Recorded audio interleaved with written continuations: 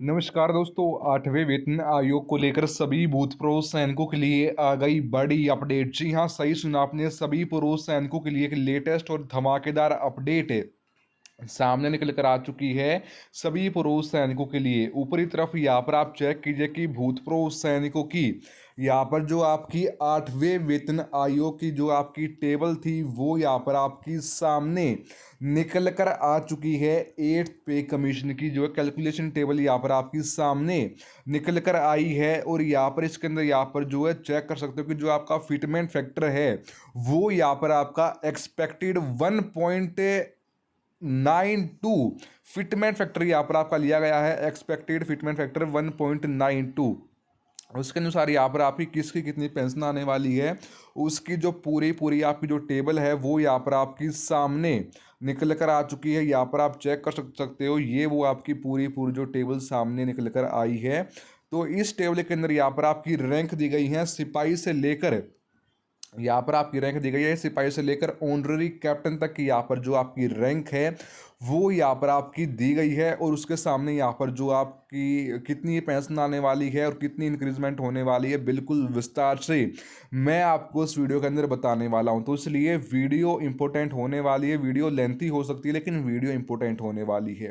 तो इसलिए वीडियो में बिल्कुल एंड तक बने रहना है। और अगर आप हमारे चैनल पर पहली बार विजिट कर रहे हो तो चैनल को सब्सक्राइब करना मत भूलना और बेल आइकन को भी दबा देना, जिससे कि आपको वीडियो सीधा नोटिफिकेशन द्वारा ही प्राप्त हो सके। तो चलो दोस्तों, बिना किसी देरी के वीडियो करते हैं स्टार्ट। आइए जानते हैं कि क्या बड़ी अपडेट सामने आ चुकी है, किसकी कितनी पेंशन यहाँ पर आपकी आने वाली है 8वें वेतन आयोग के अंदर।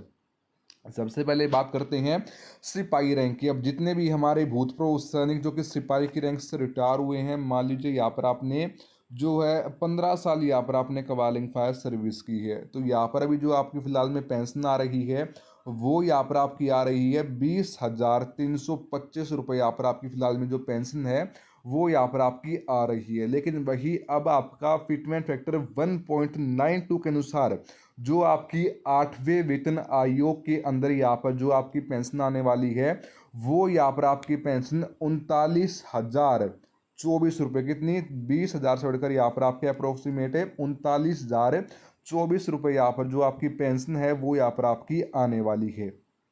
ठीक इसी प्रकार बात करते हैं अब हम सीधा जितने भी हमारे पुरुष सैनिक मान लीजिए नायक की रैंक से रिटायर हुए हैं, 17 साल यहाँ पर आपने कवालिंग फायर सर्विस की है, तो यहाँ पर अब जो आपकी नायक रैंक की जो फिलहाल में पेंशन आ रही है वो यहाँ पर आपकी आ रही है 21,488 रुपये। यहाँ पर जो आपकी मंथली बेसिक पेंशन है वो यहाँ पर आपकी फिलहाल में आ रही है। लेकिन वही अब जो आपकी 8वें वेतन आयोग के अंदर यहाँ पर जो आपकी पेंशन आने वाली है 21,000 से बढ़कर सीधा 41,257 रुपये यहाँ पर जो आपकी मंथली बेसिक पेंशन है वो यहाँ पर आपकी आने वाली है।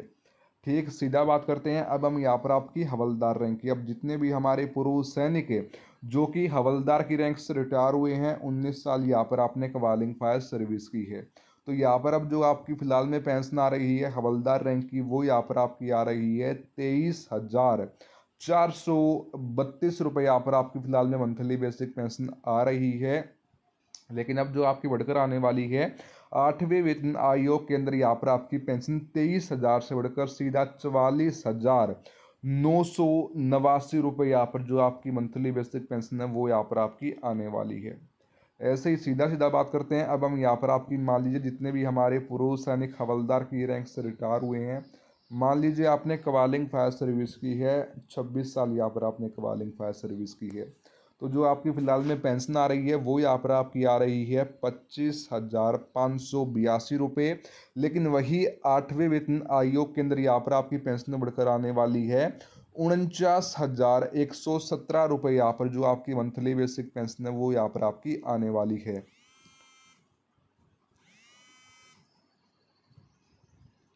उसके बाद हम सीधा बात करते हैं जितने भी हमारे पूर्व सैनिक जो कि ऑनररी नायब सूबेदार की रैंक से रिटायर हुए हैं, मान लीजिए 26 साल यहाँ पर आपने कवालिंग फायर सर्विस की है, तो यहाँ पर अभी जो आपकी पेंशन आ रही है वो यहाँ पर आपकी आ रही है 26,738 रुपये। यहाँ पर जो आपकी मंथली बेसिक पेंशन है वो यहाँ पर आपकी आ रही है। लेकिन जो आपकी बढ़कर आने वाली है वो यहाँ पर आपकी आने वाली है 26,000 से बढ़कर सीधा 51,337 रुपये यहाँ पर जो आपकी मंथली बेसिक पेंशन है वो यहाँ पर आपकी आने वाली है।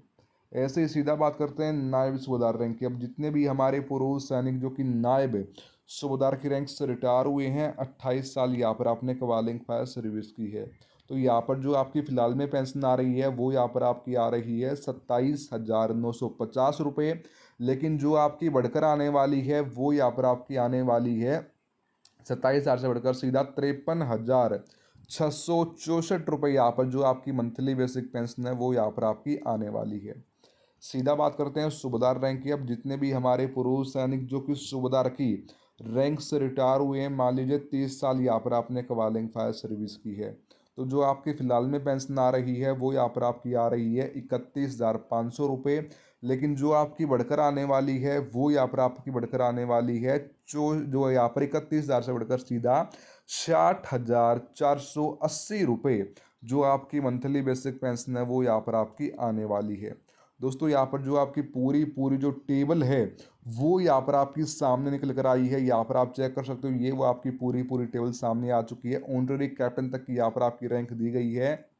और यहाँ पर जो है ये सिर्फ हमने जो है एस्टिमेट लगाया था कि अगर यहाँ पर आपका, क्योंकि जहाँ तक सूत्रों से अपडेट सामने आ रही है, जहाँ तक कैलकुलेशन सामने आ रही है, आंकड़े सामने आ रहे हैं, उसके हिसाब से लग रहा है कि आपका जो है 8वें वेतन आयोग के अंदर जो आपका फिटमेंट फैक्टर लागू किया जाएगा वो 1.92 फिटमेंट फैक्टर यहाँ पर आपका लागू किया जाएगा। तो उसके अनुसार यहाँ पर आपकी कितनी पेंशन आने वाली है वो यहाँ पर आपकी इसके अंदर बताई गई है।